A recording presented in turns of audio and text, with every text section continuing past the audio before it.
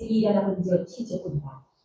이에 악수리의 사늘이 왕이 떠나서 이 노예에 거주하는 당신 미스록의 신전에서 경배하길래 그의 아들 아브람멜에서 사라셀이 그를 칼로 죽이고 아라라 땅으로 도망하였으므로 그의 아들 에사돈이 이어 왕됩니다. 네, 여기까지 보도록 하겠습니다. 제가 기도하고 수요 사경회를 하나님 앞에 올려드립니다. 하나님 아버지 은혜와 사랑을 감사드립니다. 오늘도 저희들 사랑하시고 하나님의 말씀 앞으로 나올 수 있도록 인도하시니 감사드립니다. 우리에게 겸손한 마음, 또 하나님의 그 은혜를 사모하는 마음 허락하여 주셔서 말씀의 은혜를 받게 하여 주시고 또 깨닫게 하여 주시고 깨달은 대로 우리의 삶 속에서 이 말씀을 적용하며 하나님의 살아계심을 목도하는 우리 모두가 되어질 수 있도록 인도하여 주옵소서. 감사와 찬양 올려드리오며 예수 그리스도의 이름으로 기도드립니다. 아멘. 우리 찬송가 200장 우리 가사를 생각하시면서 함께 찬양하겠습니다. 달고 묘한 그 말씀, 생명의 말씀을 귀한 그 말씀 진실로 생명의 말씀이 나의 길과 믿음 밝히 보여주니 아름답고 귀한 말씀 생명샘이로다. 아름답고 귀한 말씀 생명샘이로다. 귀한 주님의 말씀은 내 노래 되도다. 모든 사람을 살리는 생명의 말씀을 값도 없이 받아 생명길 가니 아름답고 귀한 말씀 생명샘이로다. 아름답고 귀한 말씀 생명샘이로다. 널리 울리어 퍼지는 생명의 말씀은 마음의 용서와 평안을 골고루 주나니 다만 예수 말씀 듣고 복을 받네. 아름답고 귀한 말씀 생명샘이로다. 아름답고 귀한 말씀 생명샘이로다. 아멘. 우리 하나님의 말씀 구약성경 이사야 37장 1절에서 7절까지의 말씀을 보겠습니다. 이사야 37장 1절에서 7절까지의 말씀을 우리 한 절씩 교독하여 읽겠습니다. 히스기야 왕이 듣고 자기의 옷을 찢고 굵은 베옷을 입고 여호와의 전으로 갔고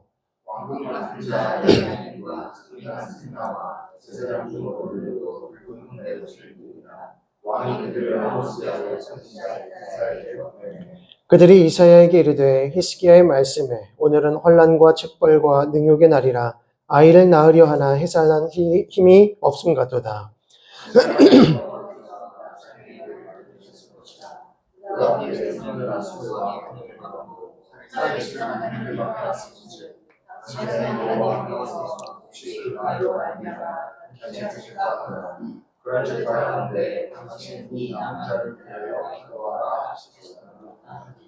그리하여 히스기야 왕의 신하들이 이사야에게 나아가매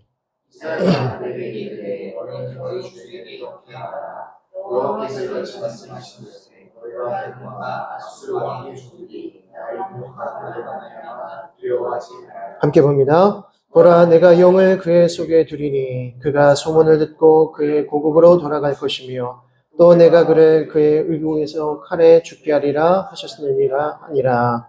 아멘. 예, 우리 지난 시간까지 여호와의 도움에 대해서 살폈습니다. 그래서 참 도움이신 하나님에 대해서 좀 살폈는데요.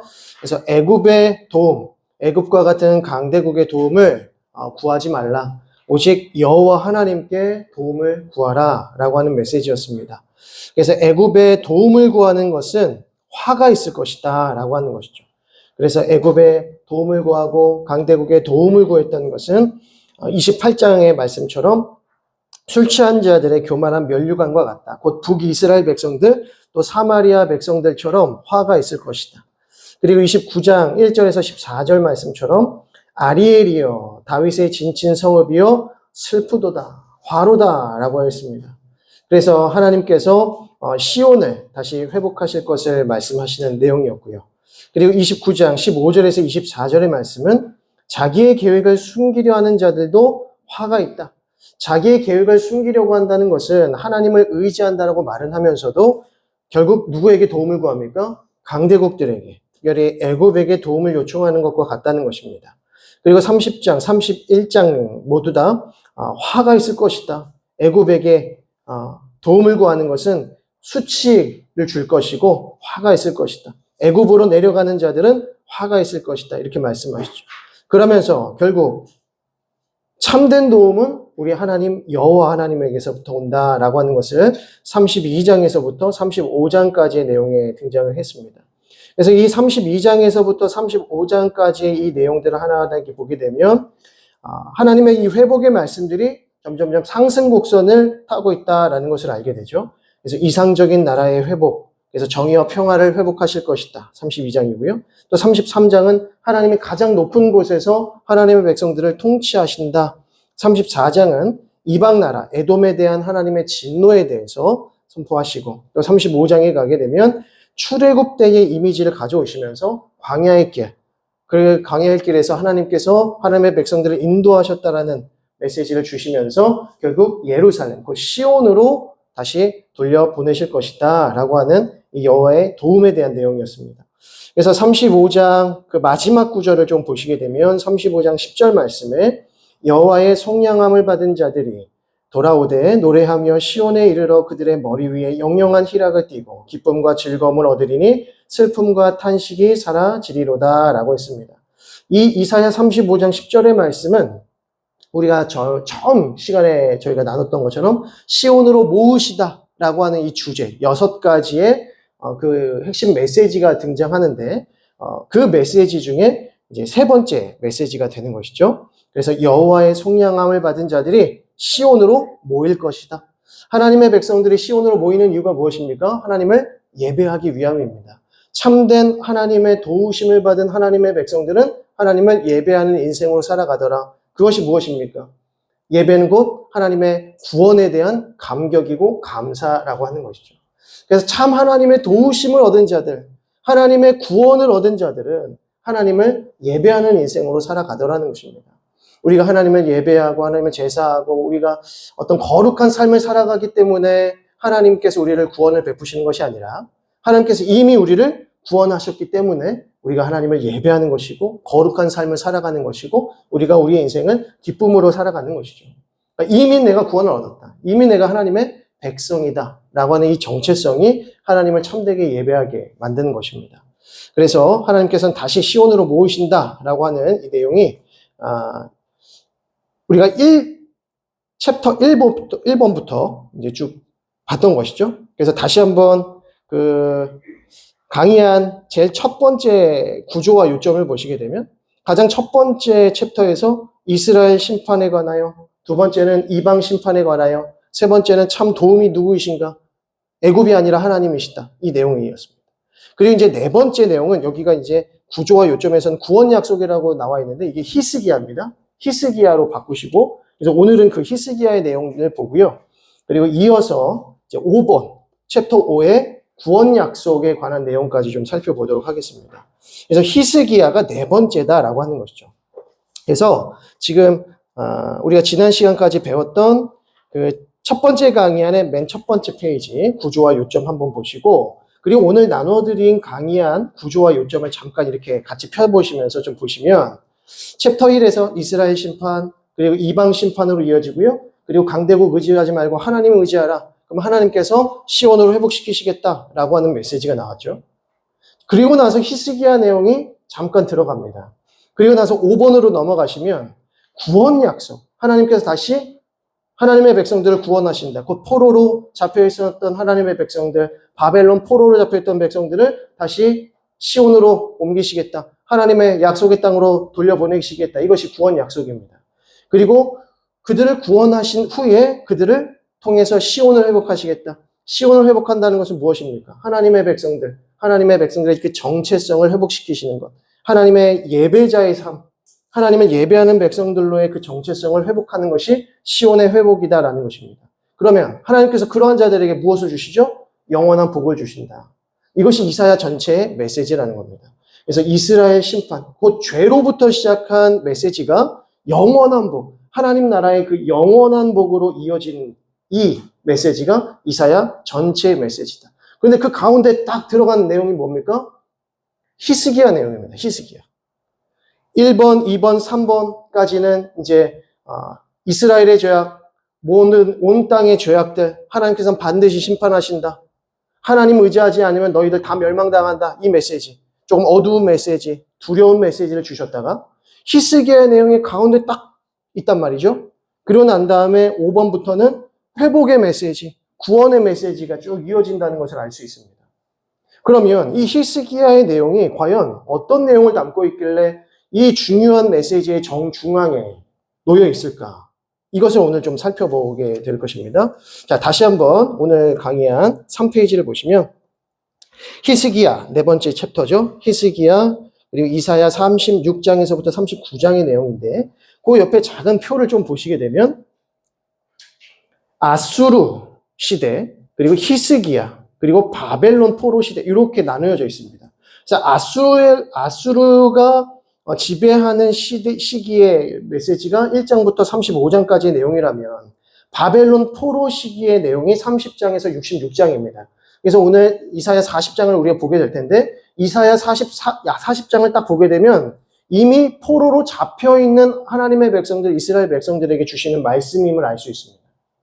그래서 아수르 지배하에 있었던 북이스라엘과 남유다의 그 모습이 1장부터 35장까지 담겨 있고요.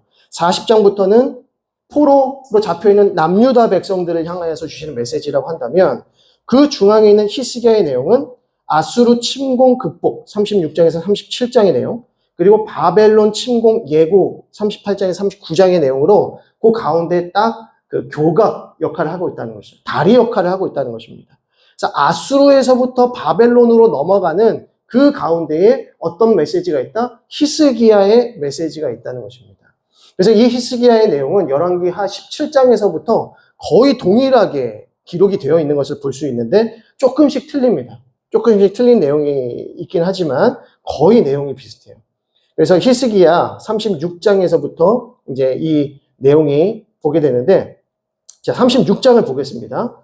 이사야 36장의 내용을 보면 자, 가장 첫 번째로 히스기야 왕 몇 년에요?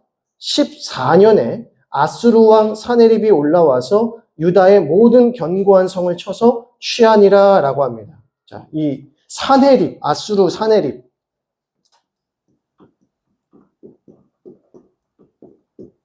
히스기야 14년에 아수르의 사네립 왕이 쳐들어옵니다. 근데 이게 몇 년이냐?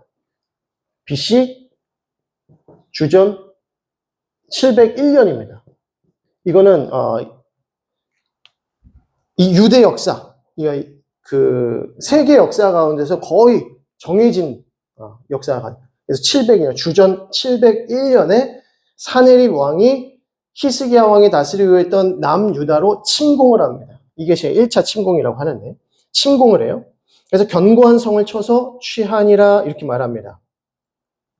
그리고 2절에 아수르 왕이 라기스에서부터 랍사게를 예루살렘으로 보내되 대군을 거느리고 히스기야 왕에게로 가게 하매 그가 윗못 수도 곁 세탁자의 밭 큰 길에 섬에 이렇게 말합니다.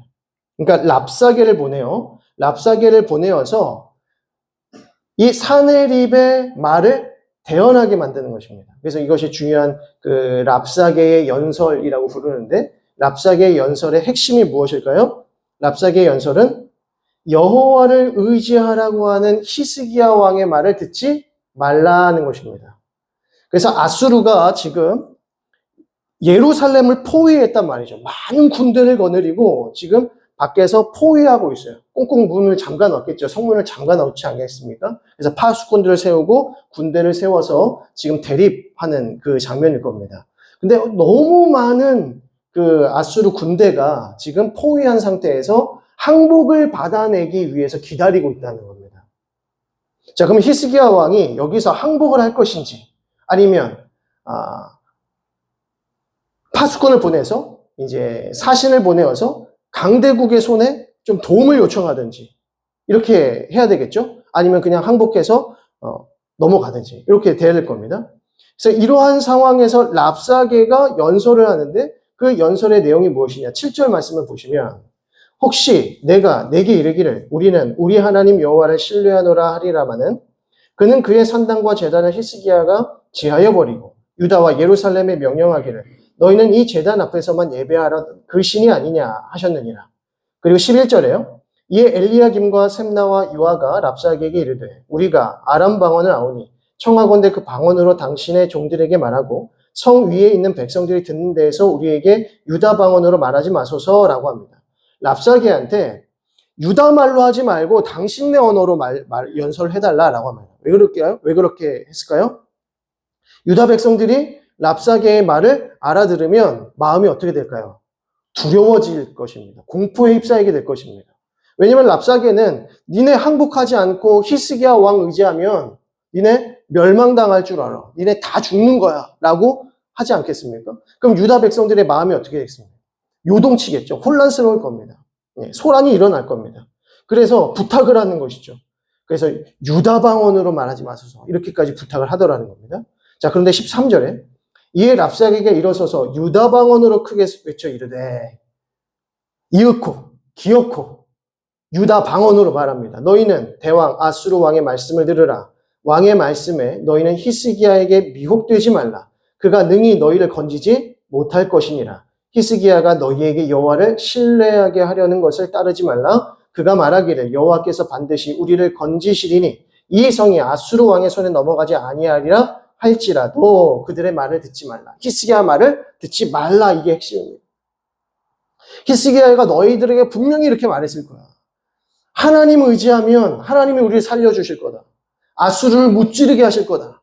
라고 말할 거지만 히스기야의 말을 듣지 말라. 그럼 니들 다 죽는다. 이렇게 말하는 것이죠. 이것을 유다 방언으로 그대로 말하더라고요. 그러면 이스라엘 백성들의 마음, 유다 백성들의 마음이 어떻게 되겠습니까? 막 요동치고 소란하지 않겠습니까? 그런데 다행히도 그들이 듣지 않았다고 합니다. 18절 보시면 혹시 히스기야가 너에게 이르기를 여호와께서 우리를 건지시리라 할지라도 속지 말라. 열국의 신들 중에 자기의 땅을 아수르 왕의 손에 건진 자가 있느냐라고 하면서 21절 그러나 그들이 잠잠하여 한 말도 대답하지 아니하였으니 이는 왕이 그들에게 명령하여 대답하지 말라 하였음이었더라. 그러니까 유다 백성들은 히스기야의 말에 순종했습니다. 자, 그러면서 22절 그때에 힐기야의 아들 왕궁 맡은 자 엘리야김과 서기관 셈나와 아삽의 아들 사관 요아가 자기의 옷을 찢고 히스기야에게 나아가서 랍사게의 말을 그에게 전하니라 라고 합니다. 그대로 히스기야 왕에게 전파했다는 것이죠. 그러니까 36장의 내용은 무엇입니까? 사네립이 아수르를 침공했고 이제 곧 있으면 아수르에게 멸망당할 수 있는 상황입니다. 아수르에게. 아수르는 이미 북이스라엘을 멸망시켰고요. 그리고 이제 남유다를 멸망시키려고 합니다. 그러니까 지금 사네립 아수르가 북이스라엘을 멸망시킨 것은 벌써 20년 전입니다. 지금 이게 701년이니까 북이스라엘은 722년에 멸망당했습니다. 그러니까 주전 722년, 그러니까 22년 전이에요. 벌써 20년 전에 북이스라엘이 멸망당했고 이제는 왕이 바뀌어서 사네립 왕이 20년 후에 남유다를 침공한 상태입니다. 그러니까 이미 얼마나 큰 힘을 가지고 있는지 모릅니다. 그래서 이제 포위를 하고 난 다음에 연설을 통해서 그들의 마음을 돌이키고 혼란을 주려고 했던 것이죠. 근데 그때에 히스기야 왕은 백성들에게 결코 그들의 말을 듣지 말라. 하나님만 의지하라는 말을 했고 남유다 백성들 그 말을 의지했습니다. 그러면서 이제 37장으로 넘어가는 내용이죠. 자, 37장의 내용을 보시면 히스기야 왕이 듣고 자기의 옷을 찢고 굵은 배 옷을 입고 여호와의 전으로 갔고 라고 합니다. 히스기야 왕이 아수르를 무찌를 수 있는 어떤 특별한 전략이 무엇입니까? 전략이 없었어요. 전략이 없어요. 아수르로부터 승리할 수 있는 다른 승리의 전략이 없습니다. 그냥 항복하는 게 맞죠. 아니면 강대국의 손에 빌리든가. 그런데 히스기야는 뭐합니까? 옷을 찢고 마음을 찢고 하나님 앞으로 나아가는 것입니다. 자, 그러면서 2절에 왕궁 맡은 자 엘리야김과 서기관 셈나와 제사장 중 어른들도 굵은 베옷을 입으니라. 왕이 그들을 아모스의 아들 선지자 이사야에게로 보내매라고 합니다. 히스기야가 그래서 그 사신들을 그 수하에 있는 사람들을 신하들을 이제 이사야에게 보내죠. 그러면서 3절에 그들이 이사야에게 이르되 히스기야의 말씀에 오늘은 환난과 책벌과 능욕의 날입니다. 아이를 낳으려 하지만 해산할 힘이 없은 것 같습니다. 라고 하는 거예요. 그때 이제 뭐라고 말하냐면 이사야가 5절 말씀 보시면 그리하여 히스기야 왕의 신하들이 이사야에게 나아가매 이사야가 그들에게 이르되 너희는 너희 주에게 이렇게 말하라. 여호와께서 이같이 말씀하시되 너희가 들은 바 아수르 왕의 종들이 나를 능욕한 말로 말미암아 두려워하지 말라라고 하면서 7절에 보라 내가 영을 그의 속에 두리니 그가 소문을 듣고 그의 고국으로 돌아갈 것이며 또 내가 그를 그의 고국에서 칼에 죽게 하리라 하셨느니라 하니라. 무슨 말입니까? 아수르를 돌려보낼 것이다. 그리고 돌아가면 어떻게 해야 됩니까? 사내립이 죽을 것이다. 이 말씀을 하시는 거예요. 근데 이 말씀이 그대로 이제 성취되어지는 것이죠. 자, 그러면서 이제 이 예언의 말씀을 이사야가 히스기야에게 전해 주었습니다. 그런데 히스기야에게 이 내용을 전해 주었던 동시에 어떤 일이 일어나요? 또 아수르 왕이 사람을 보내어서 또 협박하는 거예요. 빨리 항복해라. 하나님 의지하려고 생각하지 말고 너희들의 신을 믿으려고 하지 말고 히스기야 말 들으려고 하지 말고 빨리 돌이켜라 라고 하는 겁니다. 이 말을 들은 사람들 중에 좀 힘이 있고 권력이 있는 어떤 지도층 중에서 히스기야의 말에 듣지 말자. 우리 다 죽게 생겼다. 우리 마음을 돌이켜가지고 아수르에게 항복을 하든지 아니면 빨리 애굽으로 사람 보내자 라고 하는 사람들이 있었다면 이거는 다 엄청난 문제가 생겼을 겁니다. 근데 14절 보시면 히스기야가 그 사자들의 손에서 글을 받아보고 여호와의 전에 올라가서 그 글을 여호와 앞에 다시 펴놓고 기도하며 16절에 그룹 사이에 계신 이스라엘 하나님 만군의 여호와여 주는 천하 만국의 유일하신 하나님이시라 주께서 천지를 만드셨나이다. 20절 우리 하나님 여호와여 이제 우리를 그의 손에서 구원하사 천하 만국이 주만이 여호와이신 줄을 알게 하옵소서 하니라 라고 합니다. 히스기야가 간절히 기도하는 거죠. 그래서 히스기야가 이제 기도하고요. 사네립이 침공했을 때 히스기야가 기도했습니다. 또 아수르가 협박합니다. 그리고 다시 또 기도합니다. 이때 이제 응답이 되는 거죠. 그러니까 아수르에게 2번이나 협박을 당할 때까지 하나님께서 히스기야의 마음에 감동하셔서 기도하게 만드신 겁니다. 기도하게 하시면서 하나님이 어떤 분이신지를 이제 보이시려고 하는 겁니다. 그래서 21절 아모스의 아들 이사야가 사람을 보내어 히스기야에게 이르되 이스라엘 하나님 여호와께서 말씀하시되 내가 아수르의 사네립 왕의 일로 내게 기도하였도다 하시고 여호와께서 그에 대하여 이같이 이르시되 처녀딸 시온이 너를 멸시하며 조소하였고 딸 예루살렘이 너를 향하여 머리를 흔들었느니라 라고 합니다. 그러니까 하나님께서 이제 히스기야의 기도를 들으시고 아수르를 멸하시겠다라고 하는 말씀을 하시는 거죠. 그래서 쭉 넘어가셔서 32절 말씀 보시겠습니다. 37장 32절의 말씀을 보면 이는 남은 자가 예루살렘에서 나오며 피하는 자가 시온산에서 나올 것임이라 만군의 여호와의 열심히 이를 이루시리라 라고 합니다. 그리고 35절은 별표 치셔야 되는데 대저 내가 나를 위하여 내 종 다윗을 위하여 이 성을 보호하며 구원하리라 하셨나이다 하니라. 내 종 다윗을 위하여 예루살렘을 반드시 보호하리라. 아수르의 손에서 내가 반드시 너희를 구원하리라는 말씀을 주시는 거죠. 그리고 36절에 여호와의 사자가 나가서 아수르 진중에서 18만 5천인을 쳤으므로 아침에 일찍이 일어나 본즉 시체뿐이더라. 이에 아수르의 사네립 왕이 떠나서 돌아가서 니느웨에 거주하였는데 자기 신 니스록의 신전에서 경배할 때에 그의 아들 아드람멜렉과 사레셀이 그를 칼로 죽이고 그의 아들들이 반역을 일으키는 겁니다. 그리고 자기들이 이제 왕이 되려고 하는 것이죠. 그리고 아라랏 땅으로 도망하였으므로 그의 아들 엘살 핫돈이 이어서 왕이 되었다라고 합니다. 그러니까 하나님께서 말씀하신 그대로 18만 5천 명이나 되는 아수르의 군대가 전멸을 당하고 이 장면을 본 사네립 왕은 도망쳐서 결국 비참한 죽임을 당하더라는 것입니다. 이렇게 해서 아수르의 이 지배 권력이 굉장히 쇠퇴하게 되고요. 그리고 이후에 바벨론으로 패권이 넘어가게 됩니다. 이 장면이 굉장히 중요합니다. 사네립이 죽었다라고 하는 것은 곧 이 동방의 패권이 누구에게로 넘어간다? 바벨론에게 넘어간다라는 것입니다. 그래서 바벨론이 계속 신흥강국으로 아수르와 이 견제를 하고 있었는데 갑자기 아수르가 폭망한 겁니다. 그리고 사네립 왕이 죽은 거예요. 지도층이 완전히 죽게 된 것이죠. 군대도 잃고 사네립 왕도 잃었으니까 나라가 어떻게 되겠습니까? 이때 바벨론이 아수르를 거의 이제 지배하다시피 하면서 바벨론이 크게 이제 성장하게 되는 것이죠. 자, 여기까지 보시게 되면 사실상 바벨론이 아수르의 패권을 다시 가져왔다. 이제 바벨론이 신은 강자가 되었다. 동방의 패권이 바벨론에게 완전히 넘어왔다. 이 메시지를 주는 거거든요. 자, 그런데 38장의 내용을 보면 히스기야 왕이 죽을 병에 걸려서 하나님께 기도하였더니 15년을 연장해 주시는 말씀이 나옵니다. 자, 그래서 38장 1절을 보면 여호와께서 너 얼마 못 살 것이다. 너의 집을 정리해라. 너의 삶을 이제 정리해라 라고 하시는 거죠. 근데 2절에 히스기야가 얼굴을 벽으로 향하고 여호와께 기도하여 이르되 여호와여 구하오니 내가 주 앞에서 진실과 전심으로 행하며 주의 목전에서 선하게 행한 것을 기억하옵소서 하고 히스기야가 심히 통곡하니 라고 하죠. 그러면서 이제 이사야가 다시 히스기야에게 이르기를 5절에 내 조상 다윗의 하나님 여호와께서 이같이 말씀하시기를 내가 내 기도를 들었고 내 눈물을 보았노라. 내가 내 수 안에 15년을 더하고 라고 합니다. 그리고 너와 6절 중요합니다. 별표 치셔야 되는데 너와 이 성을 아수르 왕의 손에서 건져내겠고 내가 또 이 성을 보호하리라. 6절 말씀은 너무 흔한 메시지 같은데 왜 이것이 중요할까요? 자, 지금 히스기야가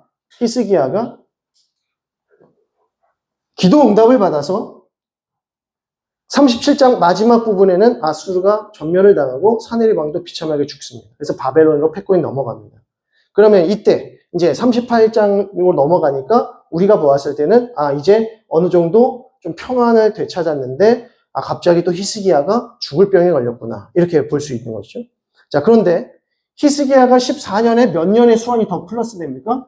15년. 그럼 몇 년이죠? 29년입니다. 그래서 열왕기 하 17장에 보게 되면 히스기야가 29년을 통치했더라 이렇게 나옵니다. 14년에 15년을 더해서 29년. 그러면 언제 죽을 병에 걸린 겁니까? 14년에. 그러니까 딱 우리가 봤을 때는 사네립 공격해서 그것을 이긴 다음에 갑자기 병이 왔구나. 큰 사역에 큰 승리를 거둔 다음에 병이 왔구나. 그래서 바벨론 사신들이 와가지고 왔을 때 자기를 그 모든 창고 굶기고 다 보여주면서 했을 때 그의 교만함으로 인해서 이제 바벨론에게 다 넘어갔구나. 이렇게 보여지지만 사실 이 발병의 내용은 아수르 전으로 들어갑니다. 시대적으로. 순서상으로. 자, 왜 그런지 보여주면 아까 6절의 말씀 중요하다고 그랬죠? 너와 이 성을 아수르 왕의 손에서 건져내겠고 내가 또 이 성을 보호하리라 이렇게 말씀하세요. 질병에 걸려서 히스기야가 간절히 기도했더니 하나님께서 응답하시기를 내가 너의 15년을 더해주겠다 라고 하시면서 이 성을 아수르 왕의 손에서 건져낼 것이다 이렇게 말씀하세요. 이미 건져내셨잖아요. 37장의 내용을 보면 이미 건져내셨는데 뭘 또 건져내셔요? 이미 동방의 패권이 바벨론으로 넘어갔는데. 그러니까 시대적으로 이 시간상의 순서를 보게 되면 발병이 먼저입니다. 히스기야가 먼저 죽을 병에 걸렸고, 그리고 기도를 하는 가운데 15년의 수완이 늘어났고, 그러면서 하나님께서 아수르 왕의 손에서 너를 그리고 예루살렘을 건져낼 것이다 하셨고, 그런 다음에 아수르가 침공해서 이렇게 이어지는 거죠, 내용이. 물론 시간적으로 큰 차이가 없지만 순서상으로는 질병이 발병한 것이 먼저다라고 하는 것을 알 수 있습니다. 그러니까 이미 히스기야가 사네립이 침공했을 때 기도할 수 있었던 이유가 뭡니까? 죽을 병에 걸렸다가 회복되었던 기도 응답의 경험이 있었다는 거예요. 그 믿음 가지고 사네립이 공격해 왔을 때에도 기도할 수 있었던 것이고, 또 한 번 협박을 했을 때에도 기도할 수 있었던 겁니다. 그러니까 큰 기도 응답이 벌써 지금 2번이나 일어나고 있어요. 생명의 구원자, 그리고 이스라엘 예루살렘의 구원자, 그 구원자 하나님을 경험한 것입니다. 그러니까 전략이 필요 없죠. 하나님만 의지하면 되니까. 지금 이 메시지가 뭡니까, 결국에는? 강대국 의지하지 않고 아수르에게, 바벨론에게 항복하지 말고 어떻게 해라? 하나님 의지하라. 참 도움은 하나님이시다. 이 내용을 히스기야의 이 실예를 통해서 보여주고 있다는 거죠. 그래서 챕터 1부터 이스라엘 심판, 이방 심판, 참 도움이 누구신가 얘기한다면 히스기야의 내용을 딱 주시는 거죠. 그래서 히스기야의 이 예를 통해서 하나님을 의지하는 자에게 하나님께서 어떻게 승리를 주시는가를 보여주시는 겁니다. 그러면서 이제 구원의 회복에 대한 메시지를 쭉 주시는 거죠. 구원의 회복의 메시지, 구원의 약속, 시온의 회복, 그리고 영원한 복, 놀라운 복에 대한 메시지를 주시는 겁니다. 그래서 이 히스기야의 내용은 메시지적으로도 그 내용적으로도 연결부의 역할을 하고 있고요. 그리고 시대적으로도 연결부의 역할을 하고 있다라는 것이죠. 그런데 왜 질병이 먼저가 아니라 나중에 들어갔는가라고 했을 땐 바벨론과의 연결성을 주기 위해서 순서를 잠깐 바꿨다라고 하는 것을 우리가 알 수 있는 것입니다. 자, 이렇게 정리하시면 될 것 같고요. 자, 이제 새로운 강의안을 보시겠습니다. 새로운 강의안은 새 시온입니다. 새 시온이라고 하는 주제로 이제 이사야 2번째 부분을 보시게 되는데, 앞서 말씀드린 대로 이사야 1장에서부터 39장의 내용은 아수르의 지배 아래에 있었던 남유다, 북이스라엘 남유다의 백성들의 모습을 보여주었다면, 이사야 40장에서부터 66장 이제 후반부의 메시지는 포로, 바벨론의 지배하에 있는 남유다 백성들에 대한 하나님의 메시지다라고 하는 것을 알 수 있습니다. 그래서 이제 사실 남유다가 몇 년에 망하냐면, 남유다의 멸망은 BC 586, 587 이렇게 됩니다. 587, 586 이렇게 되는데요. 587에 바벨론에게 멸망을 당합니다. 605년부터 1차 침공받고, 그 다음에 2차 침공받고, 3차 침공할 때 멸망당해요. 587년에 멸망을 당하고, 지금 배경을 보게 되면 이미 포로로 잡혀 있는 장면임을 알 수 있습니다. 포로로 잡혀 있는 남유다 백성들에게 이사야 선지자가 마치 이렇게 말씀을 전하고 있는 것처럼, 대언하고 있는 것처럼 느껴지는 것이죠. 그러니까 이사야 선지자에게 하나님께서 미리 바벨론 포로로 잡혀가 있는 백성들을 미리 생각하시고 그들에게 말씀하신 것일 수도 있고요. 또 다른 신학자들은 어떻게 해석을 하냐면 후대의 그 서기관들과 후대의 말씀을 기록하는 자들이 이거에 이어서 기록을 했을 것이다 라고 하기도 합니다. 그런데 전자의 부분이 더 우리 이제 정통 신학에는 더 맞아 떨어지죠. 그래서 하나님께서 이사야 선지자에게 아수르에 관련된 메시지만이 주신 것이 아니라 바벨론의 지배하에 있었던 메시지까지 주신 것이 아니냐라고 하는 겁니다. 자, 그러면서 이제 40장으로 넘어가겠습니다. 이사야 40장 1절의 말씀을 보시면, 너희는 너희 하나님이 이르시되 너희는 위로하라, 내 백성을 위로하라. 위로의 말씀으로 시작된다는 것을 우리가 볼 수 있습니다. 이사야 40장의 내용은 위로로부터 이제 시작이 되어지고요. 그래서 구원의 약속을 주시는 하나님이 제일 먼저 위로하라, 내 백성을 위로하라 라고 하시고요. 2절에 너희는 예루살렘의 마음에 닿도록 말하며 그것에게 외치라. 그 노역의 때가 끝났고 그 죄악이 사함을 받았느니라. 그의 모든 죄로 말미암아 여호와의 손에서 벌을 배나 받았느니라 할지니라 하시니라. 노역의 때가 어떻게 됐다고요? 끝이 났다. 죄가 사함을 받았다. 벌을 다 받았다 할지니라. 그러니까 이미 포로 기한의 그 70년간의 고통, 그 고난 형벌을 다 받았다라고 하는 것을 알 수 있죠. 그러니까 그 전제가 뭡니까? 바벨론 포로의 배경이라는 것을 알 수 있습니다. 자, 그래서 40장의 내용은, 전체 내용을 보면 포로된 백성들에게 위로와 구원의 말씀을 주시는 내용이고요. 근데 그 위로와 구원의 내용을 하나님이 말씀하실 때 하나님 자신을 어떤 분으로 묘사하고 있습니까?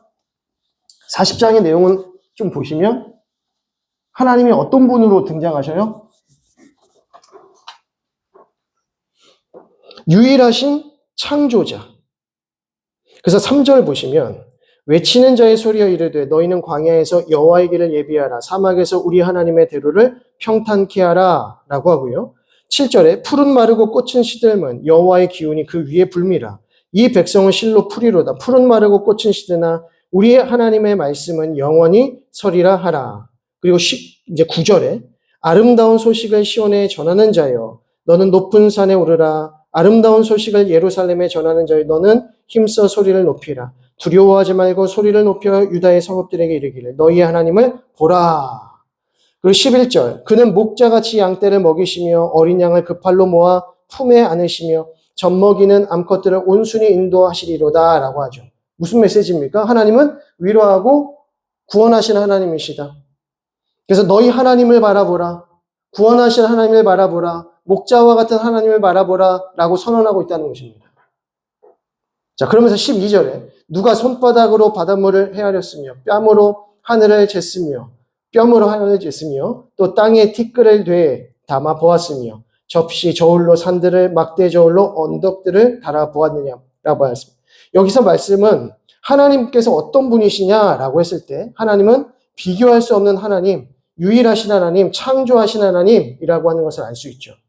하나님께서 하나님 자신을 이스라엘 백성들 남유다에게 전하실 때 항상 구원을 말씀하실 때에는 내가 이스라엘의 하나님이다 라는 것을 말씀하신과 동시에 나는 온 우주 만물의 하나님이다.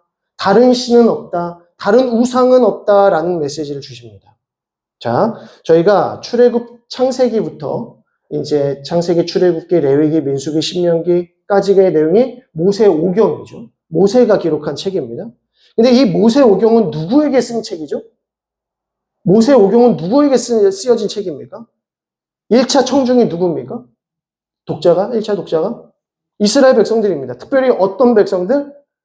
출애굽 시대의 백성들. 애굽의 노역살이를 하고 있었던 백성들.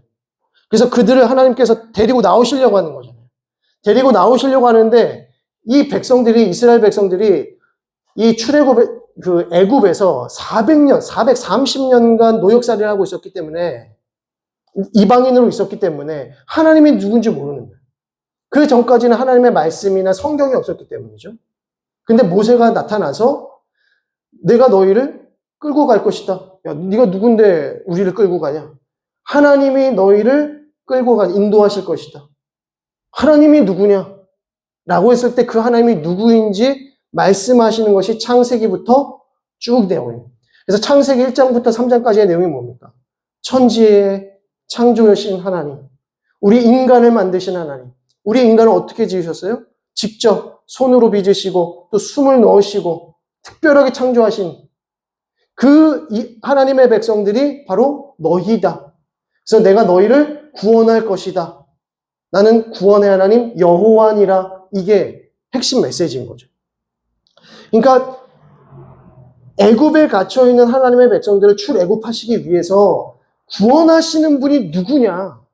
우리를 꺼내서 약속의 땅으로 보내시려고 하시는 그분이, 그 하나님이 누구냐? 그 신이 누구냐? 이것이 모세 오경 전체의 메시지입니다. 그런 상황에서 지금 구원의 메시지를 전할 때 다시 한번 하나님이 누구이시냐라고 할 때에 그 하나님은 천지를 창조하신 하나님이시다. 유일하신 창조자이시다. 다른 신은 없다라는 것을 선언하고 있다는 것이죠. 그것이 이제 40장의 내용이고요. 40장 28절에 너는 알지 못하였느냐 듣지 못하였느냐 영원하신 하나님 여호와 땅 끝까지 창조하신 이는 피곤하지 않으시며 곤비하지 않으시며 명철이 한이 없으시며 30절 소년이라도 피곤하며 곤비하며 장정이라도 넘어지며 쓰러지되 오직 여호와를 앙망하는 자는 새 힘을 얻을 것이다 라고 말씀하시는 거죠. 그러니까 마치 출애굽 시대에 하나님께서 출애굽 백성들에게 힘을 주셨던 것처럼 약속의 땅까지 인도하실 때 힘을 주셨던 것처럼 하나님 의지하는 자에게 하나님의 백성들에게 하나님께서 힘을 주시겠다. 구원의 힘을 주시겠다는 메시지가 바로 이 40장의 내용이다라는 것이고요.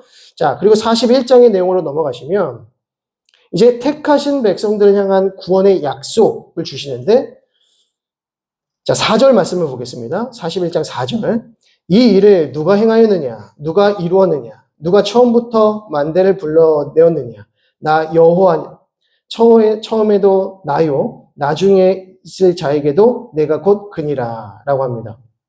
여기서 처음도 나중도 나다라고 하는 메시지.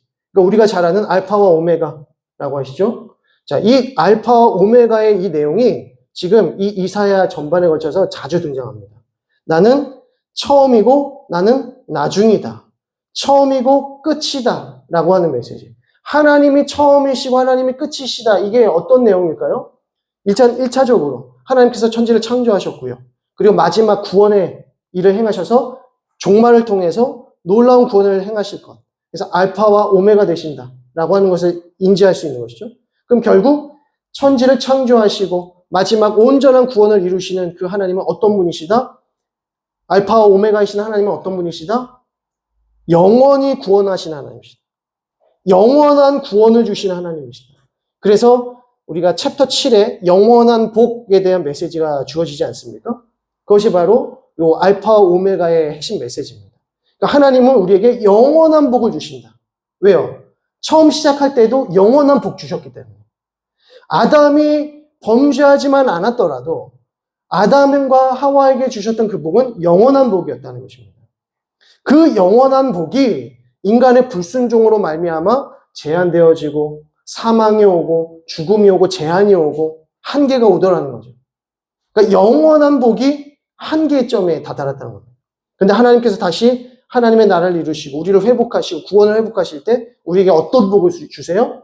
영원한 복을 주세요. 이게 뭡니까? 영생이라고 하죠. 하나님 나라의 복, 영원한 나라의 복, 영원한 복, 영생 다 똑같은 표현입니다. 하나님께서 이것을 주기를 원하시는 거죠. 그래서 알파와 오메가다라고 하는 것은 구원하신 하나님이라는 메시지로 이해하시면 될 것 같고요. 자, 그러면서 14절 보겠습니다. 버러지 같은 너 야곱아, 너희 이스라엘 사람들아 두려워하지 말라. 나 여호와가 말하노니 내가 너를 도울 것이라. 내 구속자는 이스라엘의 거룩한 이인이라 라고 말씀합니다. 그리고 우리가 너무 좋아하는 말씀들 9절과 막 10절의 내용들이죠. 두려워하지 말라. 놀라지 말라. 내가 너와 함께 내가 너를 굳세게 하리. 내가 너를 도와주리라. 이것이 하나님의 그 구원의 메시지라고 하는 것입니다. 내가 너희를 구원할 테니 뭐하지 말라? 두려워하지 말라. 자, 이 말씀을 듣고 있는 청중이 누굽니까? 바벨론 포로로 잡혀있는 백성들. 자기의 인생이 이제 어떻게 될지 모르는 백성들. 그 백성들에게 하나님께서 무엇을 약속하세요? 구원을 약속하신다. 내가 너희를 구원하리라. 두려워하지 말라라고 하는 메시지인 거죠. 자, 이제 42장으로 넘어가시면요. 42장에서는 주의 종, 나의 종이라는 표현이 등장하는데 내가 붙드는 나의 종, 내 마음에 기뻐하는 자, 곧 내가 택한 사람을 보라. 내가 나의 영을 그에게 주었은지 그가 이방의 정의를 베풀리라 라고 합니다. 그래서 42장은 주의 종,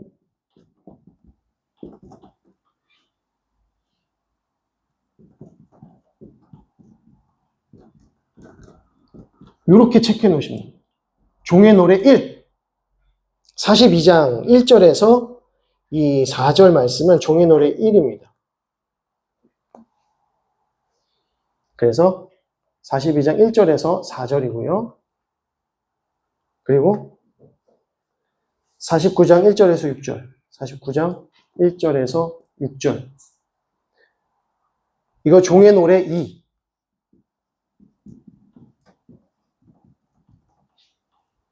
자, 종의 노래 3은 50장 4절에서 9절. 이 위에 3. 그리고 4는 52장 13절에서 53장 12절. 53장 12절. 이게 4.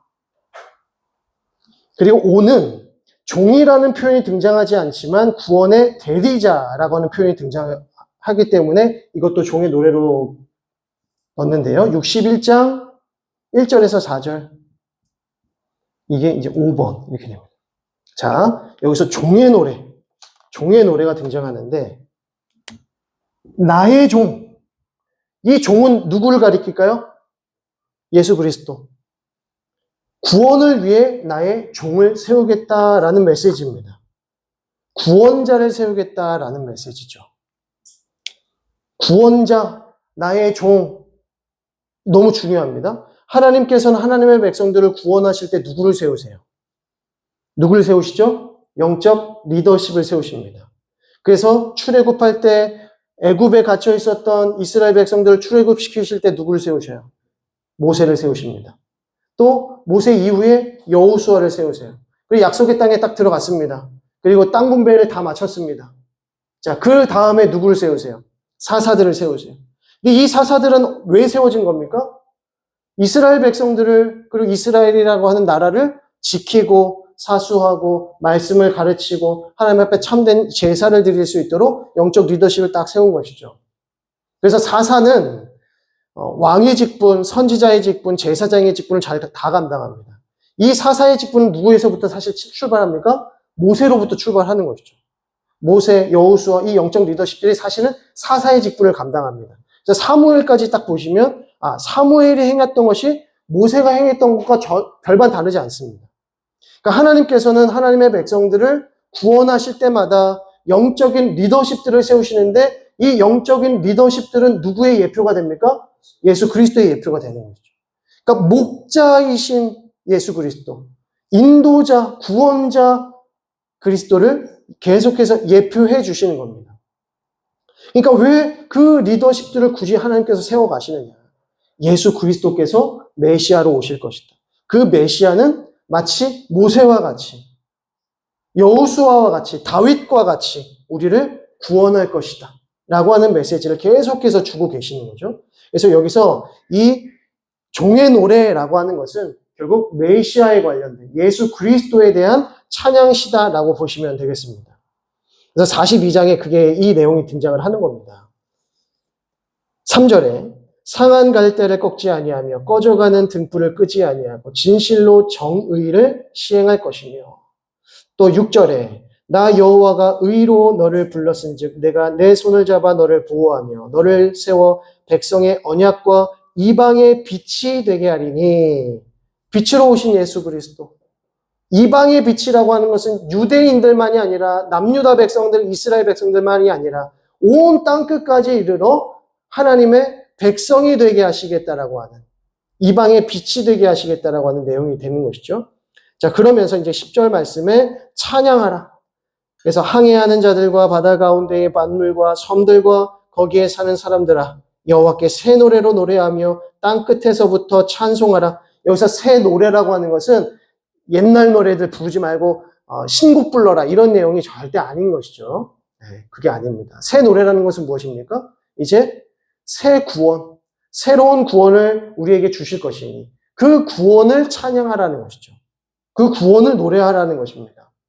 그러면서 이제 14절부터 구원에 대한 약속에 대해 다시 한번 말씀하시는데 16절, 내가 맹인들을 그들이 알지 못하는 길로 이끌며 그들이 알지 못하는 지름길로 인도하며 암흑이 그 앞에서 광명이 되게 하며 구분대를 곧게 할 것이라. 내가 이 일을 행하여 그들을 버리지 아니하리니. 그러니까 이 내용들이 다 어디서 발견돼요? 신약의 내용들과 굉장히 유사하다는 것을 알 수 있습니다. 이 이제 이사야 40장에서부터 나오는 이 메시지들은 사실상 구약, 이제 신약의 복음서 안에서 성취되었다. 이사야의 말을 따르면 계속해서 성취되었다는 표현들이 계속 등장합니다. 근데 그 내용들을 자세히 보시면 어떤 내용들입니까?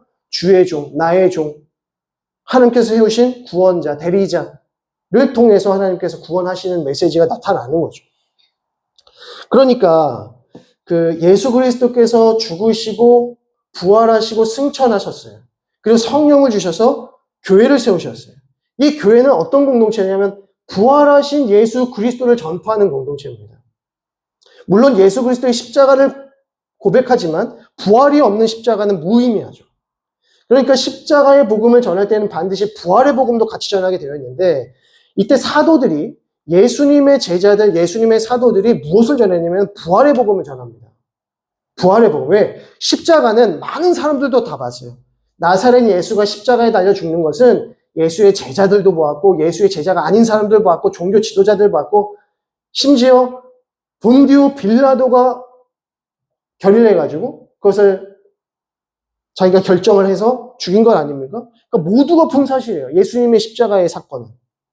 근데 예수님의 부활의 사건은 모두가 본 사건이 아닙니다. 이 사건은 누가 체험해요? 예수님의 제자들이 체험합니다. 특별히 예루살렘에서 500여 형제들에게 일시에 나타나셔서 승천하실 때 500여 형제들이 그 장면을 보았다고 말합니다. 그리고 예수님께서 승천하실 때 너희는 예루살렘 오면서 내가 성령을 너희에게 주기까지 기도하라, 이렇게 말씀하시잖아요. 그러니까 승천하시는 자, 부활하시고 승천하시는 것을 예수의 제자들이 다 보고 있었던 겁니다. 그러니까 이 사람들이 교회로 모여서 성령 받고 뭐 한 겁니까? 부활하시고 승천하신 하나님, 십자가 지시고 부활하시고 승천하신 하나님, 이거 전하는 겁니다. 그러니까 교회는 부활하신 예수 그리스도를 전파하는 공동체인 것이죠.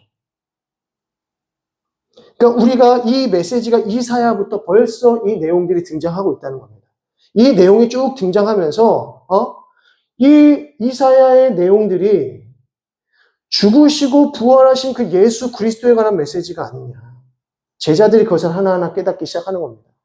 바울 사도가 부활하신 예수 그리스도를 다메섹 도상에서 만났어요. 근데 바울 사도는 예수님을 보았습니까? 못 봤습니까? 예수님의 육체를 보았습니까? 못 봤습니까? 부활하신 예수님의 육체를 보았습니까? 못 봤습니까? 다메섹 도상에서 예수님 만났대잖아요. 그럼 예수님께서 부활하신 예수님께서 잠시 이 땅에 내려오셔서 바울 사도 만나신 거예요? 그랬으면은 재림하신 건데? 아니죠. 예수님께서는 하늘에 계시고 그래서 바울 사도가 어떻게 예수님을 만나냐면 들었다 그랬어요. 예수님의 음성을 들었다 그랬어요. 그리고 그 음성을 그 주위에 있는 사람들도 들었다 그랬어요. 그런데 그 순간 바울이 앞이 안 보이는 겁니다. 그러면서 아나니아가 와서 깨워주는 거죠. 둘 다 환상을 보았고 아나니아가 와서 안수해 주니까 눈이 떤 겁니다. 그때 바울 사도가 깨닫는 거죠. 내가 만난 분이 그냥 꿈이 아니고 이게 개꿈이 아니라 예수 그리스도다. 그래서 아라비아로 갑니다. 복음 전하다가 다메섹에서 복음 전하다가 아라비아로 3년 동안 있을 때 뭐합니까? 계속해서 성경 봅니다.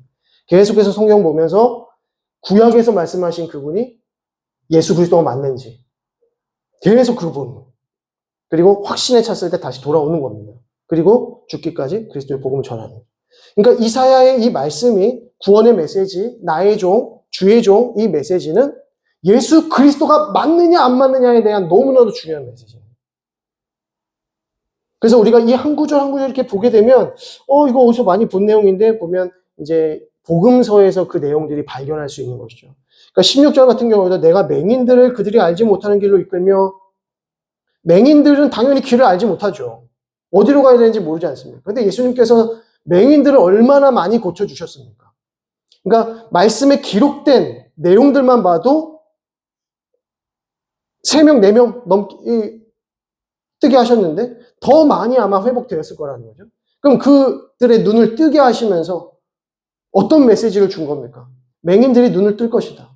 맹인들을 인도할 것이다. 이 메시지들이 하나하나 이사야의 말씀 속에서 성취되어지더라. 이루어지더라라는 것을 알 수가 있는 겁니다. 그래서 이 종의 노래에 대한 내용들은 굉장히 중요하기 때문에 이건 시험에 꼭 나오는데 우리가 시험을 안 봐서 너무 안타깝습니다. 시험을 봐야 이게 좋을 텐데 그렇습니다. 그래서 이 주의 종에 관한 메시지 이제 42장부터 우리가 계속해서 한 이제 5군데를 이제 쭉 보게 될 텐데요. 이 구조가 굉장히 중요한 구조를 이제 이루고 있고 그리고 전체 구조 속에서는 어떤 메시지가 굉장히 중요하게 반복되어진다고 했죠? 구조를 나누는 메시지는 시온으로 모이게 하신다는 메시지입니다. 바벨론 포로에 있던 백성들을 시온으로 다시 불러 모으시는 것. 이것이 이제 이 구조들을 하나하나 단락단락 나누고 있는 핵심 메시지입니다. 그래서 이스라엘 백성들을 시온으로 모으시는 것, 이게 구원이고 하나님의 백성의 정체성의 회복이다라고 하는 것이죠. 그 속에서 예수 그리스도께서 주의 종이 어떻게 그들을 구원하시는지를 보여주는 게 이사야 나머지 이후의 말씀이다. 이렇게 이해하시면 되겠습니다. 자, 여기까지 하고요. 제가 기도하고 마무리하겠습니다. 하나님 아버지의 은혜와 사랑을 감사드립니다. 이사야의 말씀을 통하여서 하나님의 놀라운 구속의 은혜와 그 계획과 역사하심을 바라볼 수 있도록 인도하여 주시니 감사드립니다. 하나님 우리가 얻은 이 구원이 하나님 오래전부터 하나님께서 예비해 놓으시고 계획하신 것임을 믿음으로 고백할 수 있도록 인도하시고 그것이 나의 삶 가운데 얼마나 놀랍게 이루어지고 성취되었는지를 믿음으로 고백할 수 있는 우리 모든 성도들 다 되게 하여 주옵소서. 우리의 믿음이 결코 흔들리지 않도록 인도하시고 이 세상으로부터 하나님 견고한 믿음으로 세워질 수 있도록 인도하여 주시어서 우리가 다른 것 의지하지 아니하고 살아계신 하나님, 우리를 창조하신 하나님, 우리를 구원하신 하나님, 알파와 오메가 되시는 하나님만을 의지하며 살아가는 우리 모두가 되어줄 수 있도록 인도하여 주옵소서. 가는 발걸음도 지켜주시고 우리가 다시 만날 그날까지 평강으로 지켜보호하여 주옵소서. 믿고 감사드리며 예수 그리스도의 이름으로 기도드립니다. 아멘. 하늘에 계신 우리 아버지여 이름이 거룩히 여김을 받으시오며 나라가 임하옵시며 뜻이 하늘에서 이룬 것 같이 땅에서도 이루어지이다. 오늘날 우리에게 일용할 양식을 주옵시고 우리가 우리에게 죄 지은 자를 사하여 준 것 같이 우리 죄를 사하여 주옵시고 우리를 시험에 들게 하지 마옵시고 다만 악에서 구하옵소서. 대개 나라와 권세와 영광이 아버지께 영원히 쌓옵나이다. 아멘. 자, 우리 옆에 분들에게 수고하셨습니다. 감사합니다. 인사하시겠습니다.